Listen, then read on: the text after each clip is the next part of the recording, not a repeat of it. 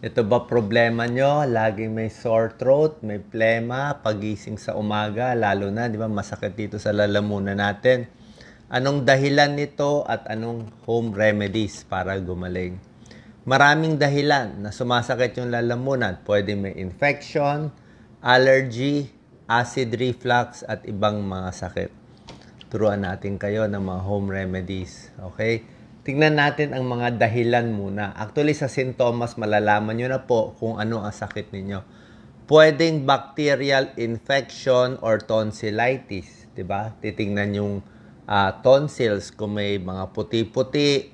Tapos minsan may plema din konti. Pwede rin yan. Allergy, may bahing.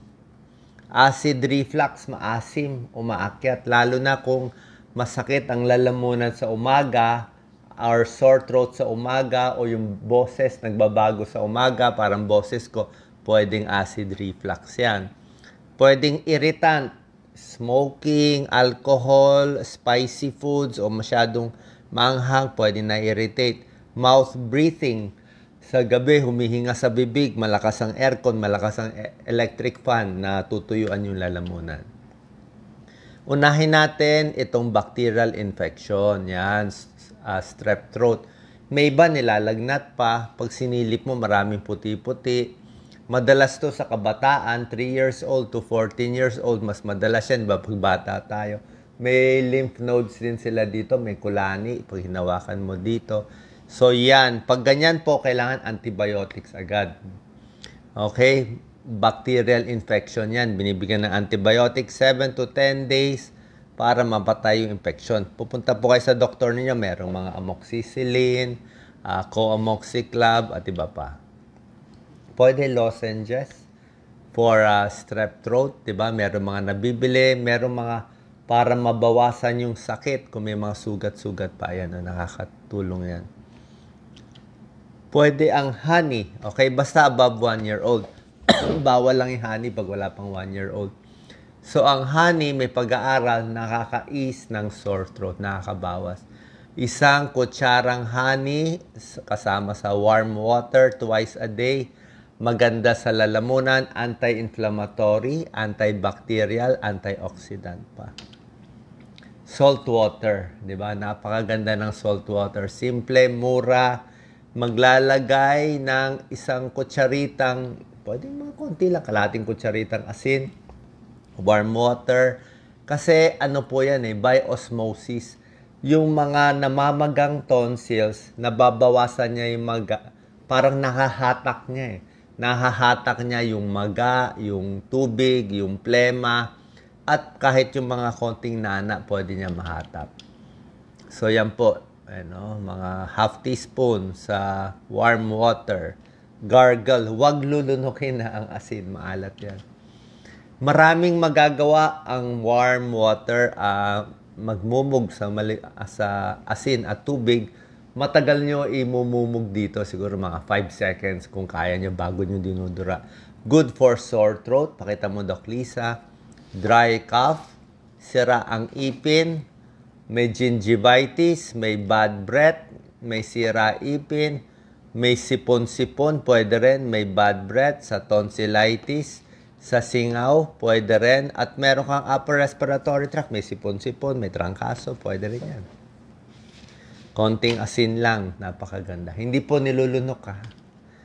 Over-the-counter pain relief, merong iba pag sobrang sakit, pero hindi ko naman ganong pinapayo kung sobrang sakit.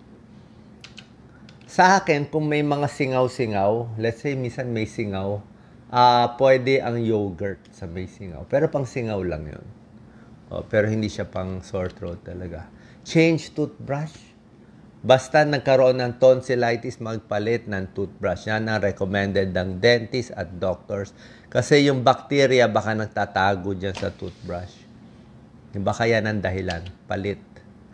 Yung iba, pinapayong malamig. Kung sobrang sakit, pwedeng malamig na ice cream, popsicle, para lang mabawasan lang. Nasa sa inyo. Pero minsan kasi may sore throat ka, parang ayaw mo rin malamig Pwede ang sore throat hindi dahil sa strep infection, kundi acid reflux, GERD. Maakyat yung acid sa gabi. Kaya pag GERD or gastritis ang problema mo, iwas sa spicy, oily, antacid ang iniinom dyan. Quit smoking. Antacid. Sa gabi, dapat medyo mataas ang unan para hindi ka mag-GERD. Ayan, oh. Masakit dito, pag-akyat maasim, hoarseness, namamaos. Pwede rin allergy ang cause ng sore throat or parang masipon-sipon o plema. So, pag allergy, anti-allergy, antihistamine ang gamot. Dahil sa dumi, sa alikabok, dust mites, linisin yung mga unan, animals, kung may hayop sa bahay nyo. Kung may sakit, kahit anong infection, sipon, sore throat, kailangan nyo vitamins and supplements. Vitamin C, kahit 500 mg, vitamin D, zinc, nakakatulong. Okay? Tulog, ang pinakamahalaga. Matulog na matulog kasi pag natutulog ka, malalabanan mo infeksyon, sakit, lalakas immune system. Pag kulang sa tulog, tatamaan ng sakit, infeksyon, at hihina ang katawan. Babagsak pa production mo ng antibodies kung puyat. Iwas sa nakaka-irritate sa throat. Usok, sigarilyo, vaping, secondhand smoke, alak, acidic, sobrang spicy ang hang. Yan, no? Chemicals, so ingat tayo. Baka yan ang dahilan. Aircon, sobrang lamig, natutulog, nakabuka ang bibig, sleep apnea, hindi ka makahinga sa ilong. 'Di ba? Yung electric fan nakatapat, magda-dry yung lalamunan nyo, masakit. Humidifier para mas basa yung kwarto or mag-steam shower pwede rin. Hydration, napakahalaga. Siyempre, dadamihan natin ang inom ng tubig. Ayan. 8 to 10 glasses of liquid. Mas maraming tubig, mas malabnaw ang plema, mas nalalabas ang plema. Mas maraming tubig, mas maganda rin sa lalamunan, maganda pag-ihi. Kailangan hydrated, lalo na pag nilalagnat. Pag nilalagnat, maraming tubig kailangan inumin nyo para malabas sa ihi yung init at bumaba ang temperature. Natural remedies, honey, tulad na sinabi ko, pwede po yan, relax. Okay? Other tips, ito po, inom ng tubig, candy, huwag masyadong magsasalita. Ipapahinga ang vocal cords. Kailan magpapacheck up sa doktor kung namamaos more than 2 weeks, may rashes, may dugo, mataas na lagnat, may bukol, o nahihirapan huminga o paglunok. Okay? Sana nakatulong tong home remedies natin para sa plema at sore throat. God bless.